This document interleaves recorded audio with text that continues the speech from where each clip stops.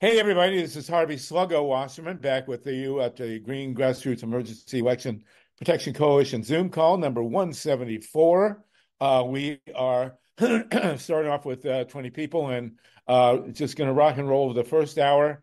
We have the great Roger Rapoport with KEVIN KAMPS, two Michigan boys, who are going to give us a real tour. Also with Ron Leonard, the great Ron Leonard, one of the great founders of the Green Power movement, both ideologically and in business. And we're going to do a real thorough exploration of the new Solartopia.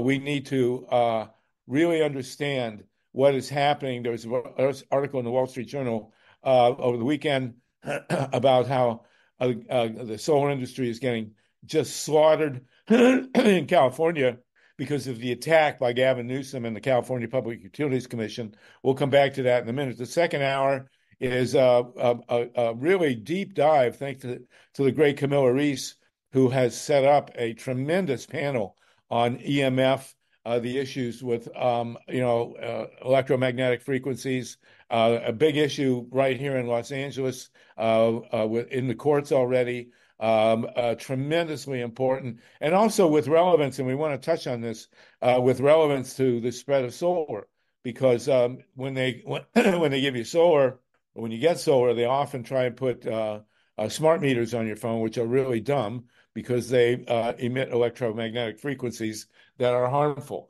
So we will need to deal with that in the second hour. We have three very, very powerful, well, actually four, including Camilla, very powerful experts who are going to do a deep dive on that. And Steve, we want to create a separate hour URL for that second hour, if we can do that, so we can give it to the EMF community and they can use it as a tutorial going along. So it's great to have everybody with us.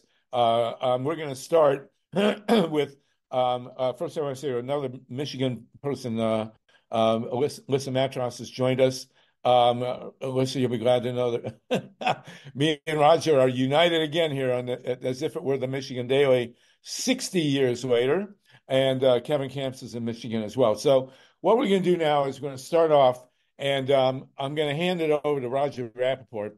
We are going to, and Roger is a world-class journalist who lives in Muskegon, Michigan. As I said, was a year after me at the University of Michigan Daily. They didn't want to make him editor of the Daily because he's too good of an investigative reporter. They had just recovered from wanting to shut the paper down because I had written an article for legalizing pot, and the people who were at the university couldn't handle that. It did go global, that article, by mistake.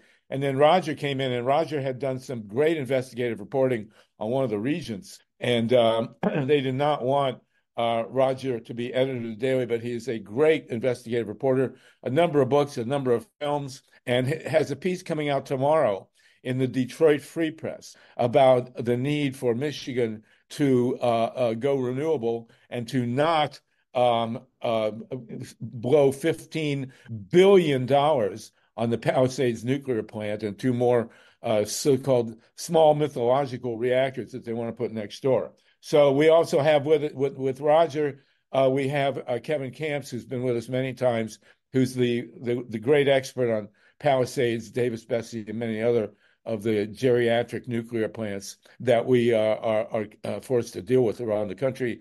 I will reiterate what I did last week. Oh, by the way, we will not meet next week. Next week is the first night of Passover, and I'm sure many of you will be sitting through interminable departures from Egypt, waiting for the food. So we will not meet next week, but we will meet the week after. It'll be great to do that. And so KEVIN knows the detail on the Palisades nuclear plant, unlike anybody else. And Roger has, as I say, a major piece on bringing Solartopia basically to Michigan, as I have talked about doing it to Ohio. So Roger, tell us please about this article you've got coming out and what it really means in the bigger picture. Oh, Roger, you're muted. Are you muted? Hold on. Got to unmute you here. Boy, it's always annoying to have to do that. Steve, can you help me? Can we get there? I did it. I unmuted. Okay. Okay, good, good, good. All Okay. right, great to have you. So I just before this meeting started today, I got a note from Mark Jacobson, who, along with Kevin, is featured in this story that's coming out, and it's about the Palisades project, which Kevin will fill you in. He's been working on this for over 30 years, and so he's probably the world's leading expert, not just on Palisades, but on this whole attempt to revive reactors that have closed and were scheduled for decommissioning. But I want to read this this note I just got. Harvey, you'll be especially interested in this.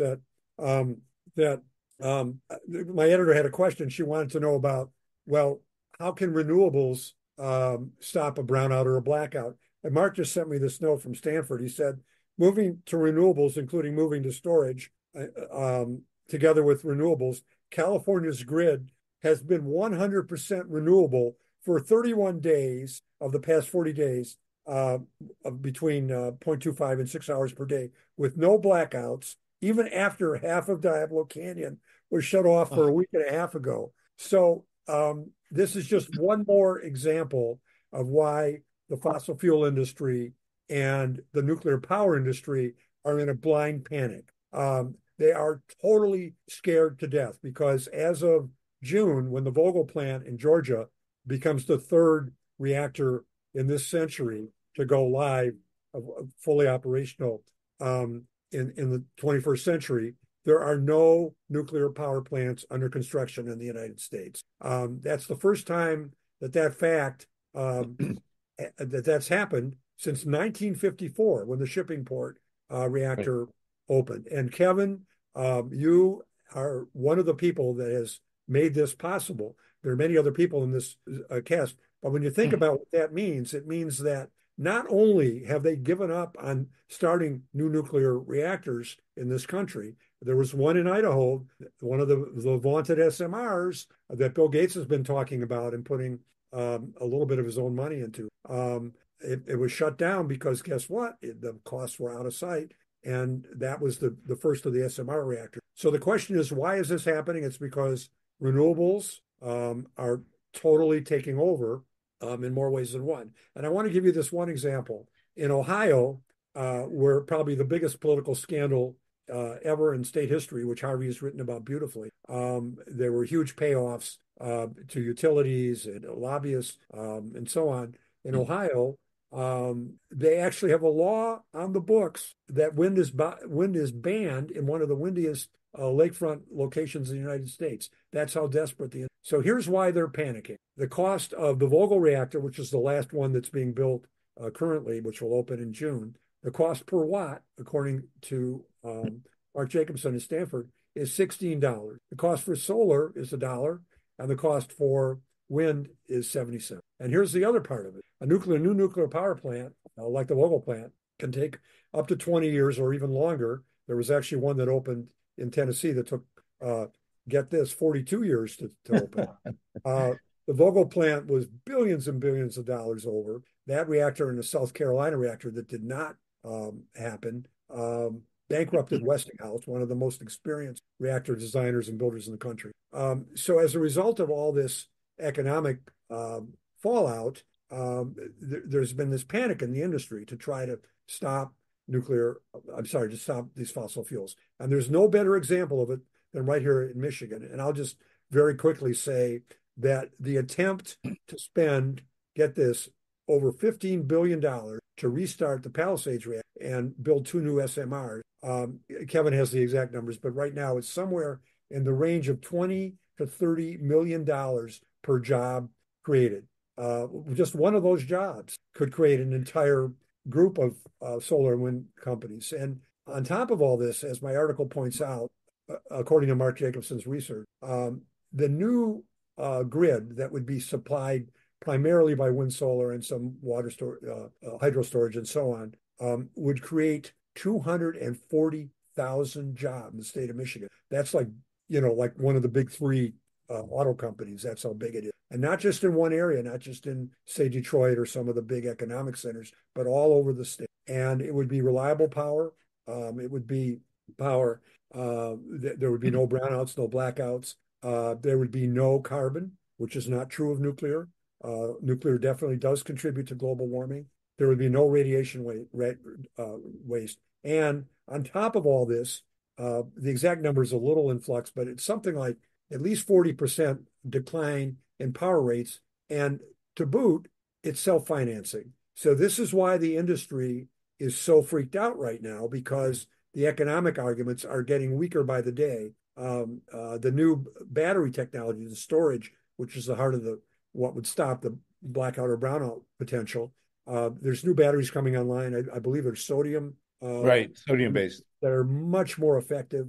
So these states like Michigan have an opportunity to lower utility costs, attract new industry, create hundreds of thousands of jobs, and yet in this death rattle situation, in the midst of all this, the nuclear companies are, trying to get huge bailouts, guess from who else? The federal government and the state government, at taxpayer expense. And to kind of document all of this, the company that was running Palisades, the reactor that closed 2 years ago, Energy, actually closed early because they were having a lot of technical difficulties, some safety issues. So they got out of there early.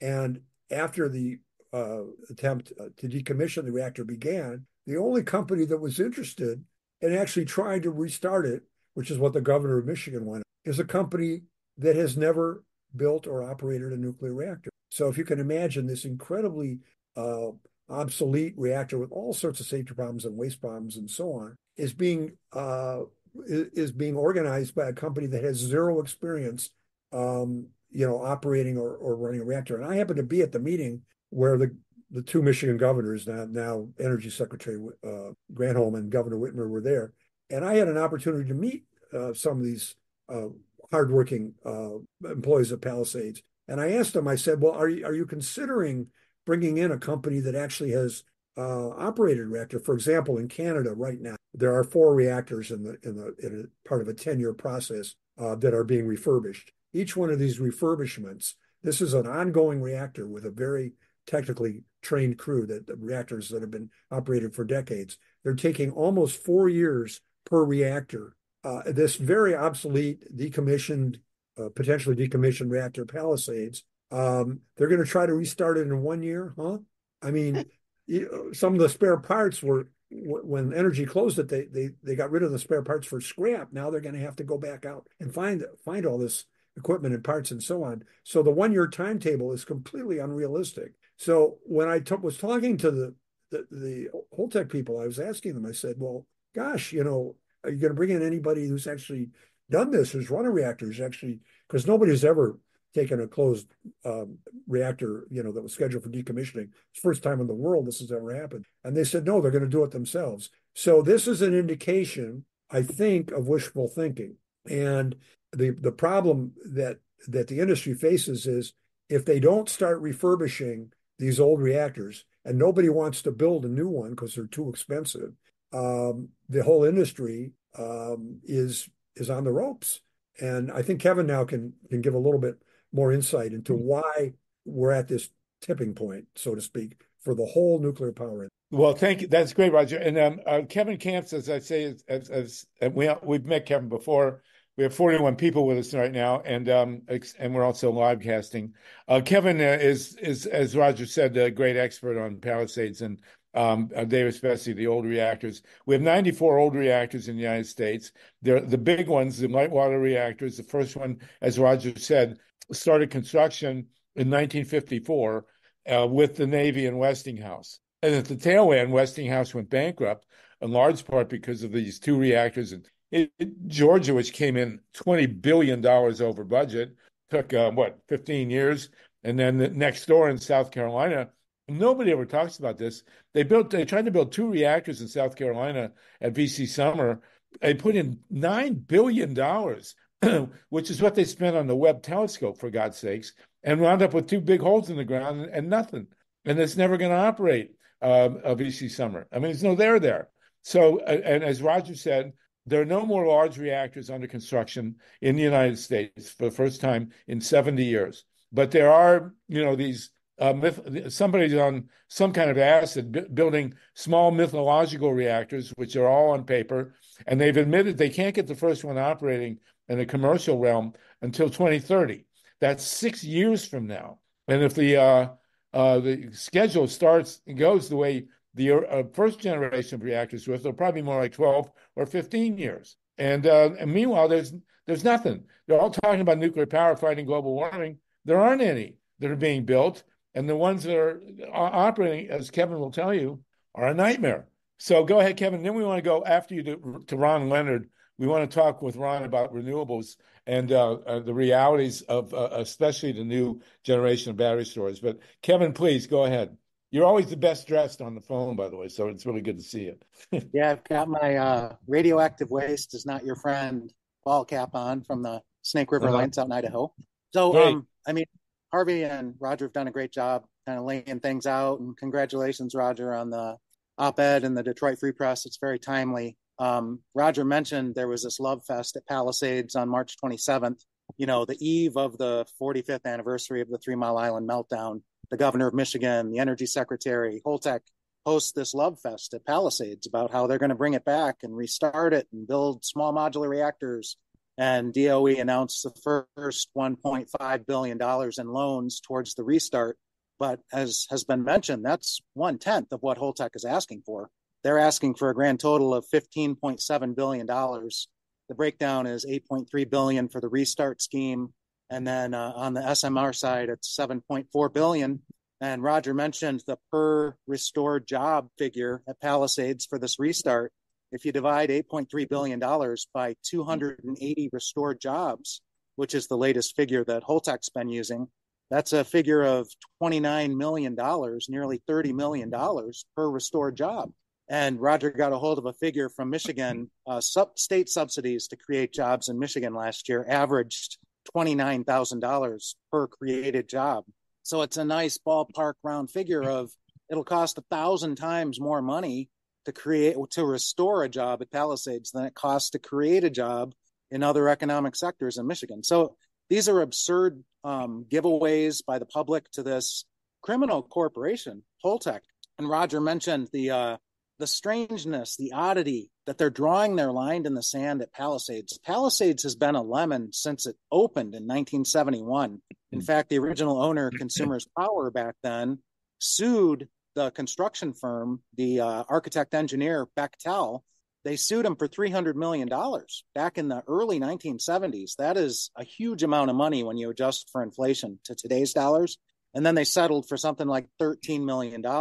It was an indication that Palisades was messed up to begin with. And sure enough, they had like a 50% capacity factor throughout the 1970s. So they were only making half the electricity they had promised, which is pretty bad.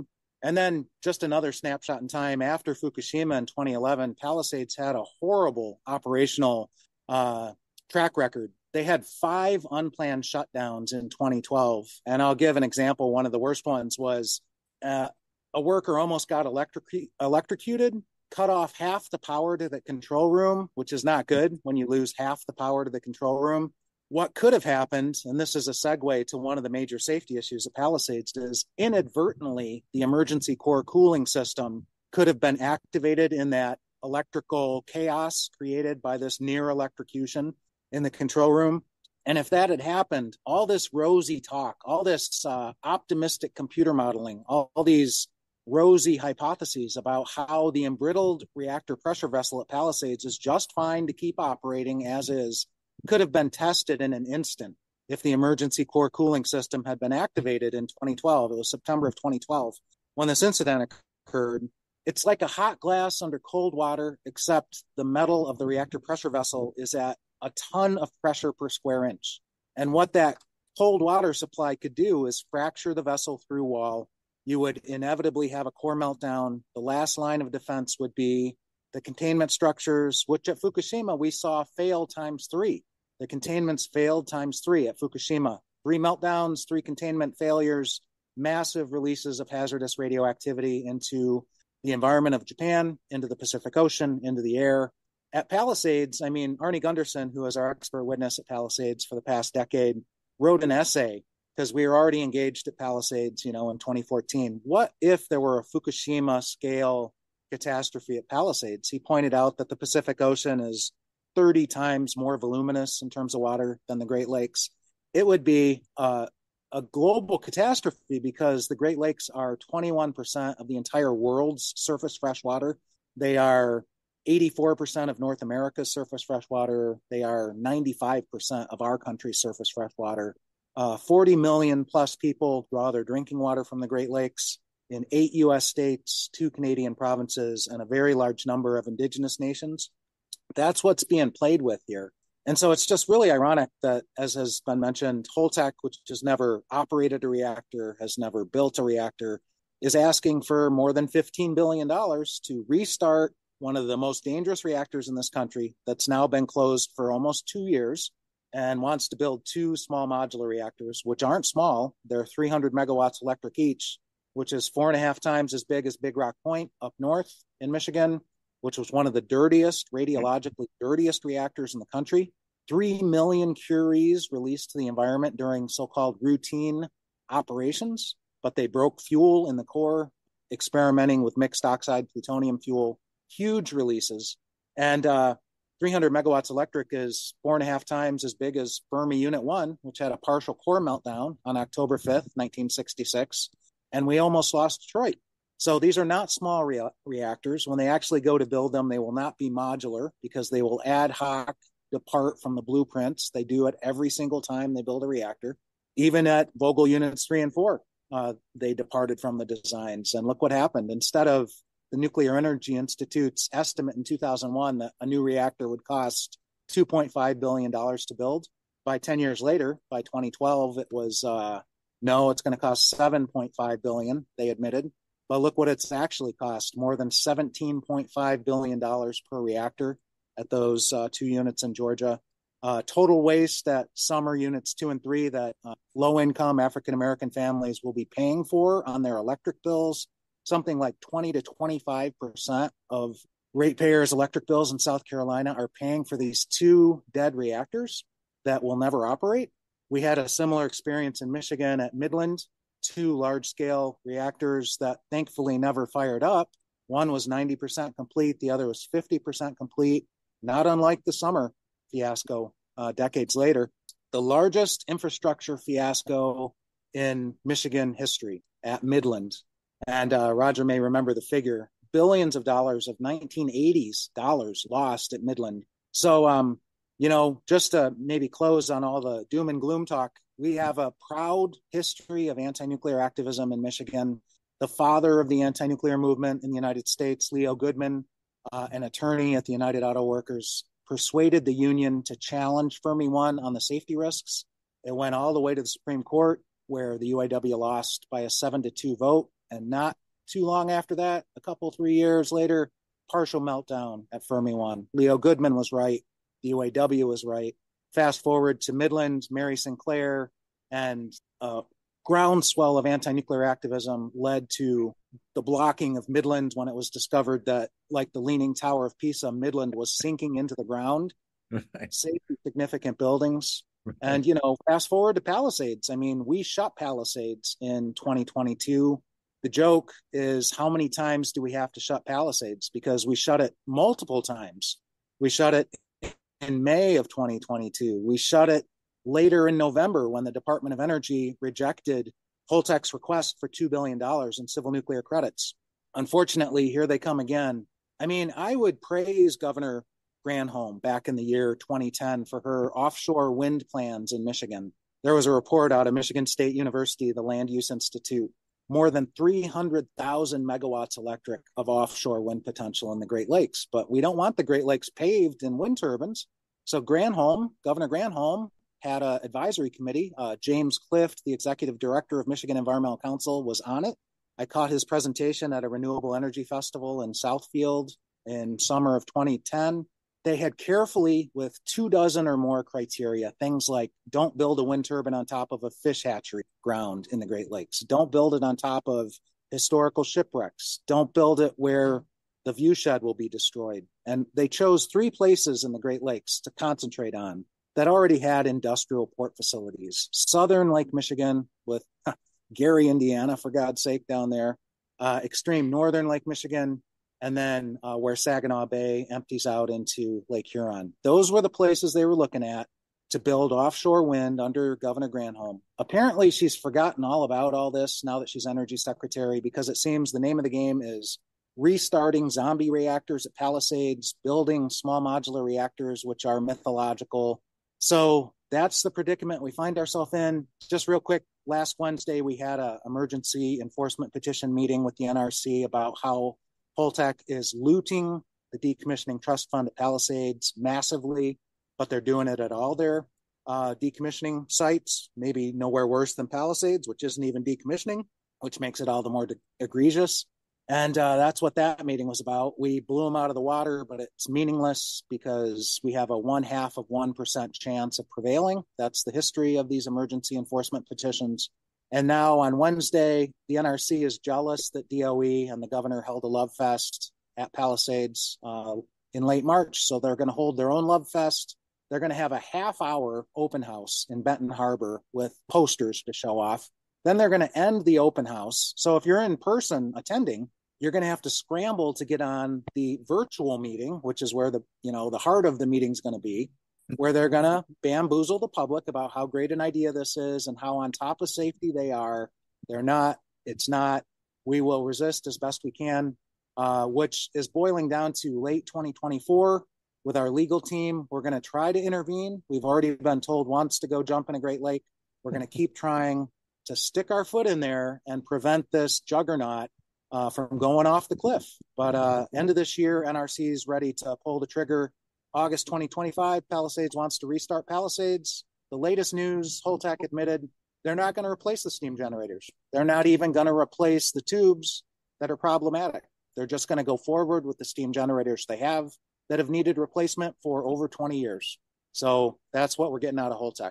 Well, I will say that two of the worst crises that the nuclear industry has faced, 3 Mile Island and Chernobyl, happened immediately, with basically new reactors. And so what they're taking here is a 50-year-old reactor at Palisades, which is, I love the fact that they've already sold parts out of there. I mean, it's like you got a 50-year-old car in your front yard. It's up on blocks. You've been selling parts, and then you want to put it back on the road. It's utterly insane. And what makes it even more insane, and this is the key, is that the renewable revolution now, Solartopia, has made all this moot. I mean, as Roger has said, the immense renewable potential in Michigan between wind and solar has completely undercut the whole thing in terms of cost. So I want to get to Ron Leonard. Ron is one of the great founders and pioneers in the green energy industry.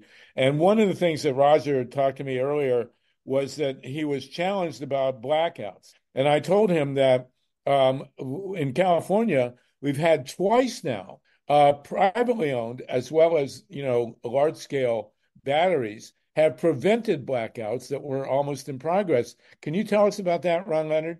Well, it's actually even more interesting in that large systems certainly are in place in California, big batteries that are sitting there right this second, and they're designed to prevent the grid from failing when the electricity system goes wonky and the voltage spikes happen and all that sort of bad stuff occurs when it's 100 degrees out. But California had this very interesting rule that says if the price of electricity goes above $1, you got to drain the batteries. So what does the utility do? Drains the batteries at 2 o'clock in the afternoon. Oh, so what happens at 7:30 at night? We need the power. The batteries are empty. What do? Well, what we do in California, and what we did twice in California, was call on 1.8 million solar roofs. Few of them also had their own batteries, and that saved the grid from collapsing completely at least twice that we know of. Now, just look at that in terms of dollars and cents. That's a big contribution that people who took money out of their bank put solar on their roof and gave back to the ratepayers of California and the industries and businesses in California every time they saved them from the entire grid collapsing. Now, I'm not really saying that the grid operators are, oh, I don't know, neglectful for not thinking about this, but doing it twice? What the heck are they thinking? So as Roger said, Mark Jacobson says that we have quite a substantial reality now of renewables running 100% of the grid in California. We saw the chart that Steve just put up shows that the battery capacity in California now is 2 or 3 times the capacity of Diablo Canyon. Diablo Canyon together, the two reactors, about 2,200 megawatts, and we see more than 5,000, I believe, in terms of battery storage. I also mentioned to Roger this development now, Ron, that you know about, which is the on the near horizon, way before SMRs, which can't come online until 2030. There's a major shift going on in battery production, and sodium is now, I won't say replacing, but in the because it's too heavy, it's heavier than lithium. But large backup batteries, industrial size, are starting to transition now to sodium, which is, I believe, an order of magnitude cheaper than lithium. Is that right? Well, sodium is more available on the Earth, but as you know, Harvey, we have found vast amounts recently of lithium in California, one in a water source and one in an empty volcano source that's enough to provide all the batteries that we really need for the next 25 years. The good news is batteries, no matter what the manufactured product is used in them, are now cheap enough, and the magic dollar figure is $100 per kilowatt hour. So we now can use various sources of storage to ride out any outage or blackout or voltage drop or what have you. And then there is the real argument that they keep rolling out on us. Oh, what happens? You can't use renewables because at nighttime the sun doesn't shine, and what happens if the wind doesn't blow, and what do we do? Oh, well, guess what? We thought about that. Surprise. And a guy who I know, his name is Mark Perez, who did his doctoral thesis on this issue and analyzed the largest grid in the United States that extends from the Canadian border to the Gulf of Mexico. It's the MISO. And the numbers actually work with 100% renewable energy, just like you're talking about in California, but they actually work 24 hours a day. And we do that through various trickery, but the fact is that renewable energy is so cheap right now. Batteries are widely available.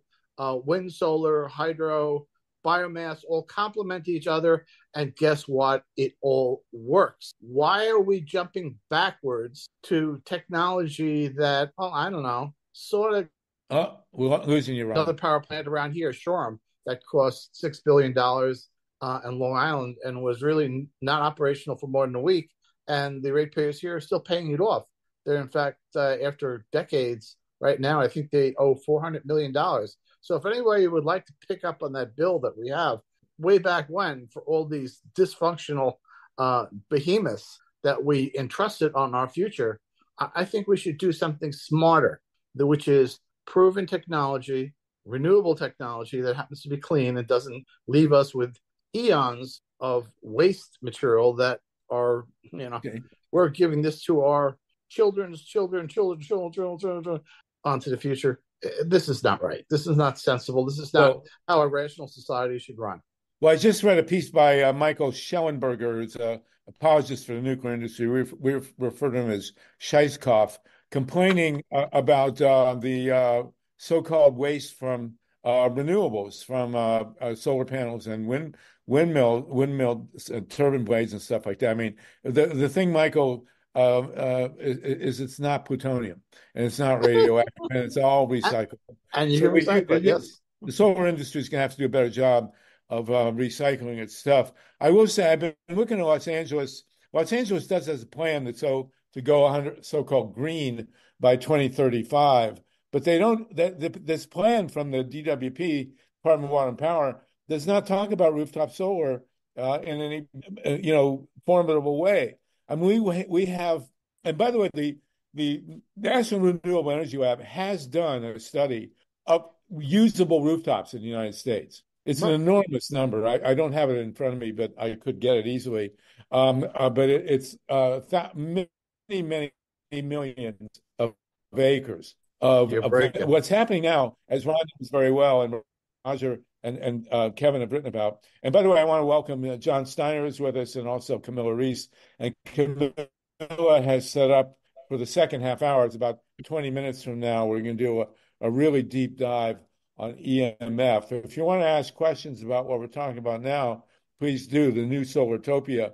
But the bottom line is, Los Angeles, I hate it when I see big solar farms going on off in the desert. I don't think there should be any new solar panels installed except on rooftops. With one exception, which would be the aqueducts and the reservoirs. The aqueducts should be covered with solar.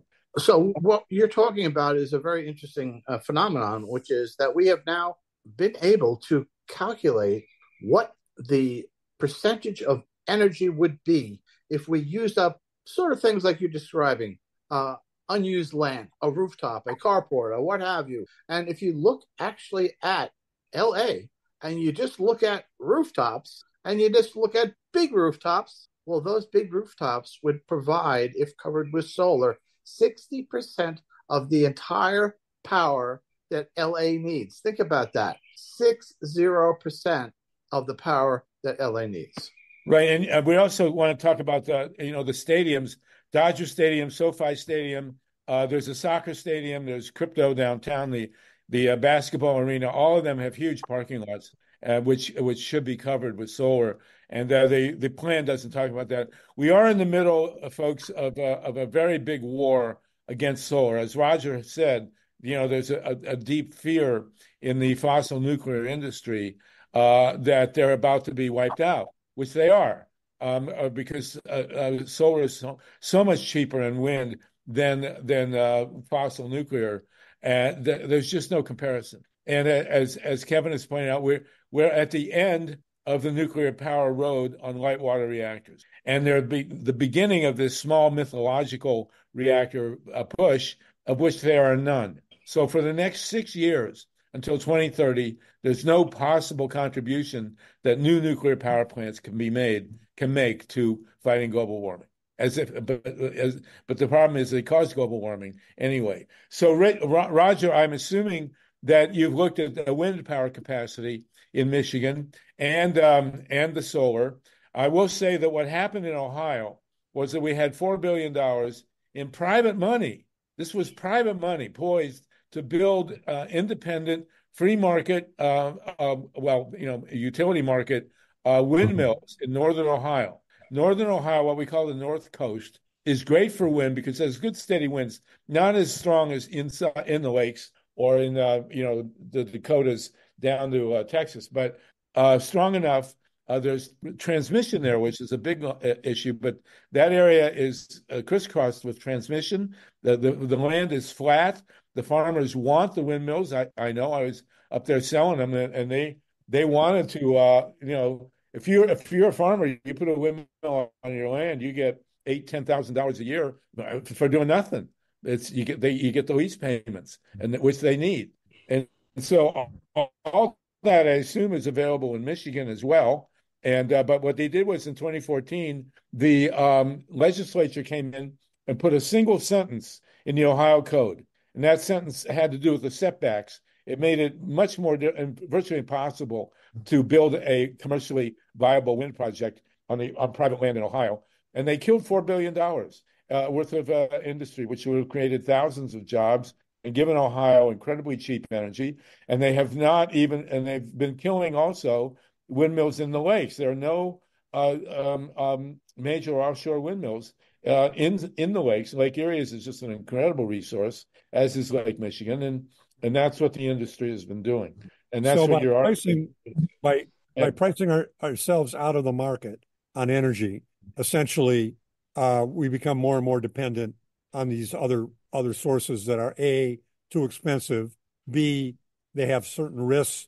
There's also transportation risks, and as we've seen, the hidden cost of nuclear power in the Ukraine, where the world's worst nuclear disaster in Chernobyl, and now the other plant that's being attacked. There's safety risks on top of it. So obviously, it's a lose-lose situation from the beginning. But on top of everything else, it makes us economically less competitive with other parts of the world that are going with renewables.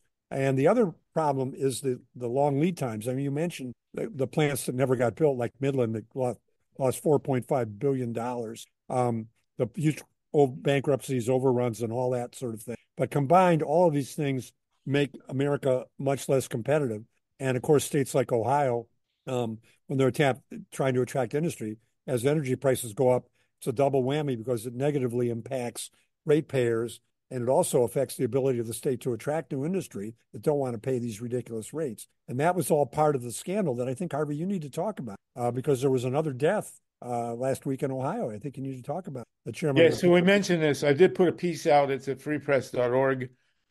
Thank you for that, Roger. As we know, the FBI found a $61 million bribe. I'll repeat that, a $61 million bribe. And this is not conspiracy. Well, it is conspiracy theory. It happens to be true, which was given to the Speaker of the Ohio House, who's now doing 20 years in federal prison. And there was a suicide. They nailed about, I don't know, 4 or 5 guys, and it was all guys who were involved in taking this money from the utility in order to get $1 billion bailout for the Davis-Besse and Perry nuclear plants. And one of the guys actually, well, let's put it this way. He turned up dead, and it's been said it was a suicide. You know, whenever there's a so-called suicide, and when you got $60 million of bribes floating around, you really got to say alleged suicide or likely suicide or whatever. And then this guy, Steve's put up here, Sam Randazzo, I knew him. I would go to hearings downtown at the State House, and he'd always be there. He was a lobbyist for the fossil nuclear industry and for the big energy users in the state. And he was always friendly, very nice guy, very smart. And we would kind of shake hands and laugh because we were totally on the opposite sides. But a week ago today, he turned up dead in a warehouse he owned in Columbus. He was facing, again, 20, God knows how many years. He had 20 counts of state and federal of corruption. Mike DeWine, who himself is incredibly corrupt, this governor, put Sam as the head of the Public Utilities Commission. I mean, that's like putting the fox in front of the hen house after the fox has already eaten half the hens. I mean, it's ridiculous, And nobody could believe that DeWine did this, but he did. And no hens left. And now we got, and this was the lieutenant governor. Took $1 million for his campaign before the bailout, just before the bailout, this guy.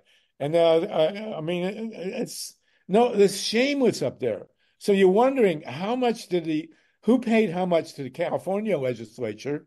Then when Gavin Newsom goes waltzing in, strong arms everybody to bail out Diablo Canyon for more than $1 billion, and then gets the PUC to just absolutely decimate the solar industry in California. And this is in the Wall Street Journal. I mean, they are killing rooftop solar as fast as they possibly can in California. It's insane. And as we know, LA could be one big solar collector, one big solar farm. Between the stadiums and the large warehouses, great sun in LA, as I'm sure you've all heard.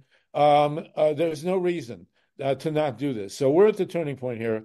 And there's a reason to do it, which is that unlike the rest of California, LA is a muni, and they are not getting strangled by the law that is stopping solar roofs on people's buildings, solar roofs on multifamily housing, and now community shared solar in California. So, right. And they're doing that would be big. Well, the governor is doing his best to kill it. And Sure. I want to know from the FBI who's paying him off. We have yet to come up to talk. We've talked about this a lot. Other people in California. What is Gavin Newsom's motivation for killing the solar industry and for bailing out Diablo Canyon? I mean, there's no visible a reason for him to do this. We theorize that he's going to run for president. He wants all the money from the big backers of PG&E. And by the way, the president, the person who runs PG&E, Pacific Gas and Electric, which has been convicted of 92 counts of federal manslaughter because of their mishandling of the grid, gas burners in San Bruno and transmission wires in Northern California. The head of PG&E gets $52 million a year payment. So anyway, listen, raise your hands. We're going to go in a minute to Wendy Lederman to fill us in on abortion in Florida. And then we're going to go to Camilla Reese, who's got an incredible panel lined up for EMF in the second hour. Tatanka, go ahead. Tatanka, you're up near Diablo. I think Ron and Kevin probably know who most of the board members of PG&E are, what their occupations are. You want to share that? Well, you can do it. Tell us. No, I'm sorry, I don't know that. You know, Ron? Well, we do have this little figure that says that Newsom benefited from $208,400 in political contributions from PG&E in 2018. I wonder why that money came to him. Right. Well, give us the answer, Tatanka. What are they? Well, I don't have any special information. I just know that hedge fund managers and all kinds of other wealthy people on the board have been donors to his campaigns in the past. And I just assume he's got a big national presence now. And if he wants to run for office, he's bankrolled. And, to suddenly turn to be the champion of solar and then to turn against it and to be there on the record when Jerry Brown had the plan for decommissioning Diablo and to turn right around and to do it on the last day before they all went on a vacation. Smells. It's more than smells. It radiates. And thank you for that. Listen, we got 48 people, and we've been joined by Myra Reese. And Myra, thank you for coming to us, and thank you for your incredible fortitude in terms of your medical struggles, and we're really honored to have you with us. As you are, Carl Grossman's with us, who was witness to the collapse, partly culpable in the collapse of the Shoreham nuclear project. $6 billion there, $9 billion at BC Summer, $4.5 billion at Midland. I always loved Midland because it was literally sinking. I mean, what are these people thinking about? You build a nuclear plant on a swamp? Come on, guys. Okay, Kevin, then we'll go to Myla, and anybody else has a hand. We do want to give Wendy a little time to talk about the situation in Florida. Go ahead, Myla. I just wanted to respond. Oh, I'm sorry. Oh, Kevin, yeah, go ahead. Kevin, then Myla. I just wanted to respond to Tatanka. Governor Whitmer in Michigan is very similar to Newsom. Newsom's worse because, like you said, he did a 180. Whitmer didn't really have a position that she talked about, but I think it is, when they did it in early 2022, it wasn't clear that Biden was going to run again.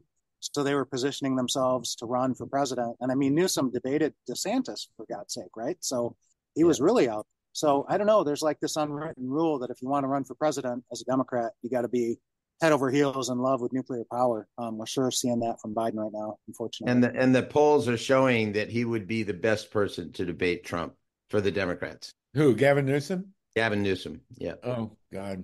Well, again, Trump will have to wake up. I mean, he's taking a nap in his trial right now. Myla,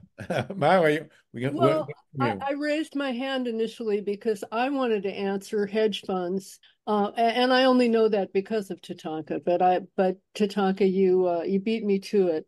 But also, the Democratic Party has been, Obama had that all of the above, including nuclear. Claire McCaskill. Unfortunately, a lot of people in the dominant corporate part of the Democratic Party are in love with nuclear, and we know that Obama's great advisor, David Axelrod, was very involved with Exelon, which is one of the nuclear giants in this great land of ours. So anyway, yes, unfortunately, many Democrats have not yet woken up to the horrors of nuclear power. Can I Well, let's hope. can I just add something here? Yeah, go ahead, Roger. Then we'll go to Paul Newman. Kevin and I have been working on this number, but it's at least $1 million a week as we're sitting here. The handouts continue. In the state of Michigan, every legislator, Democrat and Republican and independent, if we have any independents, voted in favor of the Palisades bailout restart. So that shows you that they have effectively contributed. Now, Harvey has given a worst case situation scenario in Ohio where there was out and out bribery. So the question is, why do all these politicians accept this money from this incredibly dangerous form of energy that's incredibly overpriced? And the answer is that I think, at least in Michigan, Granholm herself went one step farther. Her campaign manager, Kevin, am I right about this? Was an executive that she borrowed from Mishcon. Is that right, Kevin? Yeah. Consumers Energy loaned a senior executive to Granholm for her re-election campaign. So they aren't just donating money or, in the case of Ohio, bribing or running campaigns. They have complete control. I mean, the Price-Anderson renewal was just signed by Biden. So they have effectively become one of the largest sources of campaign contributions on all sides. They don't just back Trump or Biden. They back everybody, all the way down to the county level. Isn't that right, Kevin? Yeah. The city council campaigns and county campaigns. It's not a company town in Palisades. It's a company region, 3 counties. Right. And I want to give you a small example, because this happened at the event that I went to. That was the announcement that the 2 governors made of the restart of Palisades. There were some people in the front row who were concerned about thyroid cancer, a high rate, and they actually had written to the NRC to do an investigation. And this is a summer community; it's a resort community, so nobody really much lives there except during the warm months. And so the NRC decided to do a door-to-door research survey. They mailed surveys about this thyroid cancer question to all the residents of this, a couple hundred people who live there, and they mailed them in the winter when nobody was there, and the mail got returned. I mean, that's how sophisticated they are. And the point is that if you went to this hearing, there were people that were raising posters, about this question. Please answer our question.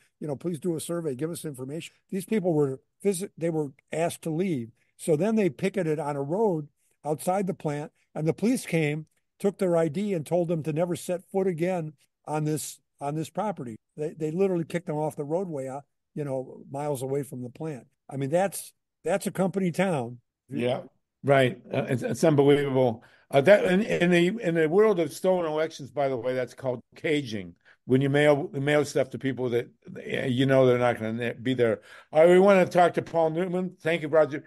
Paul Newman is a energy generator himself in LA. We've got solar panels on his roof. Go ahead, Paul. I just wanted to say that I know we were talking about Newsom earlier, and I wanted to pop that in. I saw the debate with Ron DeSantis, and I hate Ron DeSantis, but he brought up a whole bunch of issues that California is going through, and it looked, and Newsom couldn't answer half of them. And it looked to me like Newsom, if this was a contest, he wasn't winning the hearts and minds of the Fox viewers. And I was very disgusted, actually. So I just want to say that, that, and I think some other things are going on with Newsom. Here's a guy that had health care in San Francisco for all the waiters. I mean, what happened to him, So I just wanted to bring that up, that I don't think he did well in that debate. And then meanwhile, I'm hearing progressive radio, all these people commenting about, oh, he kicked DeSantis's ass. Well, I saw it, and he didn't do very well, and they just brought up one topic where he did, and that was it, which had to do with the books, banning the books, and that was it. So losing Ron DeSantis is like losing to the 1980 Mets. I mean, come on, that's amazing. Well, you get kudos for sitting through the debate. We got what 54 people with us now. People are lining up, I think, for the EMF thing. And this was an incredible session. Thank you, Roger and Kevin and Ron and Tatanka. Go ahead, and then we're going to just one question I don't know the answer to. Who wrote the infrastructure bill? And in which rooms? I mean, you can look at where the money went and you can surmise it, but who was it that was responsible for that? Who knows? Oh, I mean, I don't know. Okay. I mean, find out. Because I know the industry, the fossil call. fuel industry had a 50-year plan, and in the 2020 time period, they were going to feather in all renewables to control the whole world's energy supply. That came out of Stanford Research Institute in 1976. So well, here we are. I think it's like a Titanic trying to turn, and they're still in the past, Here, near and far, wherever you are. This has been a great session. Make sure, Roger, that you send out your the piece from the Free Press when it runs tomorrow. Yeah. And we got to make this transition quick. And we want to thank Camilla Reese for setting up the upcoming panel. One thing she's done is warned us that rooftop solar we can't do it with smart meters. I've been told, by the way, I'm working with a guy here in LA to do my house, and he says that the campaign against smart meters being combined with solar in LA, at least, has been very effective, and that people are aware of the issue. It's very important. Roger and Kevin, we won't meet next week, but a couple of weeks from now, you'll have your article out, and we're going to talk more about the new Solartopia. So thank you so much, both of you guys. Tatanka, Ron, we'll keep on this case. I do want to quickly give Wendy 2 minutes to talk about the situation in Florida on abortion, because it's a big one. And then we're going to go to our EMF panel, which Camilla has put together. Wendy, you want to give us a quick report there? Thank you. Sure. Thank you. Roger, point and Kevin, both put your contacts in the chat, please, real quick. Thank you, guys. No nukes and go blue. Go ahead, Wendy, real quick, and then we go to Camilla. Okay, thank you. Yeah, and if my just cut off my video if my signal goes bad. Thank you. So thank you. So Florida just passed the court upheld a 6-week ban on abortions in Florida, and the same day it struck down the challenge to the ballot amendment that we have a chance to vote on that got well over 1 million signatures. So we will have a chance to bring Roe versus Wade and protections back to the state if people vote in November. If not, at the end of April starts a 6-week ban where most women obviously don't know that they're pregnant at that point. They will have to set up 2 separate in-person appointments with an abortion provider if their life is in danger, if they were raped, that sort of situation. Please catch the rest of the show at grassrootsep.org, and please like and subscribe to our YouTube channel at Green Grassroots Election Protection Coalition. Thanks.